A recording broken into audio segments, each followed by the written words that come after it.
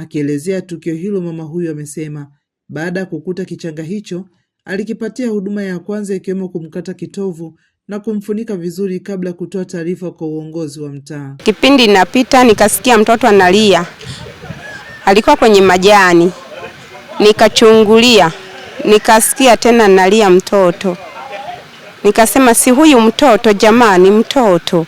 Kuangalia mtoto yuko uchi. Nikaangalia mtoto wa kike. Kitovu hajafungwa, yuko uchi.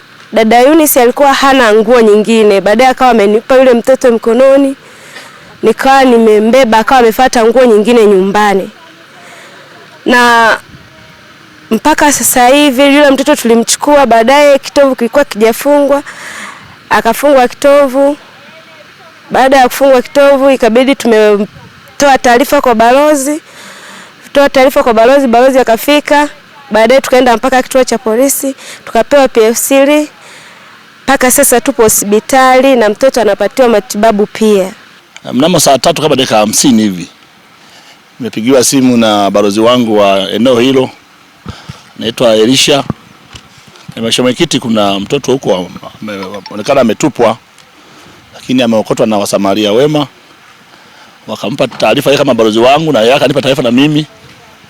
Na mimi kwa nafasi yangu, kwa sababu ndio mwenyekiti wa ulinzi na usalama, nikalazimika kumpigia afisa mtendaji wa kata, naye akajulisha jeshi la polisi, nalo jeshi la polisi likamjulisha afisa maendeleo ya jamii. Katika hospitali ya wilaya ya Katoro, kichanga hicho kilipokelewa na muuguzi Musa Alfani, ambapo amethibitisha kumpokea mtoto huyo. Kwa leo tumeweza kupokea mtoto ambaye ametupwa.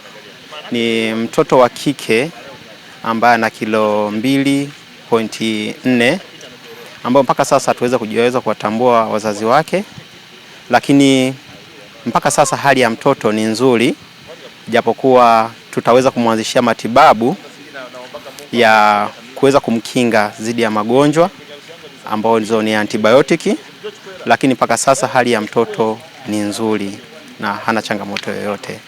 Akizungumzia mustakabali wa tukio hilo, diwani wa kata ya Rudete ameguswa na tukio hilo na kuahidi kumtunza pamoja na kumpatia huduma zote stahiki kwa kichanga hicho, wakati akiendelea na hatua zingine za kuasili mtoto. Sasa huyu mtoto kuanzia leo ataitwa jina la mama yangu, ataitwa Regina Jumanne. Mimi naitwa Jumanne Misungwi, na ndio nimesema hata kadi yake ya kliniki iandikwe hivyo, na nitamhudumia mpaka mwisho wake atakaposema nimechoka.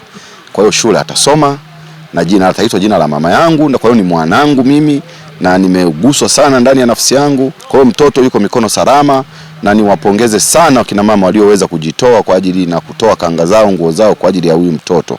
Kwa hiyo tuwaombe tu, nitoe wito kabisa kwa Watanzania wote mnaopata changamoto, msijihisi kuwa nyinyi ni wapweke. Mjihisi kwamba mko na watu, na sio kwamba kila aliyekupa ujauzito ndio atakayeweza kukuhudumia. Kwa hata sisi wengine ambao tuko pembeni tunaweza tukahudumieni. Nikiripoti kutoka mkoani Geita, Esther Sumira, FM.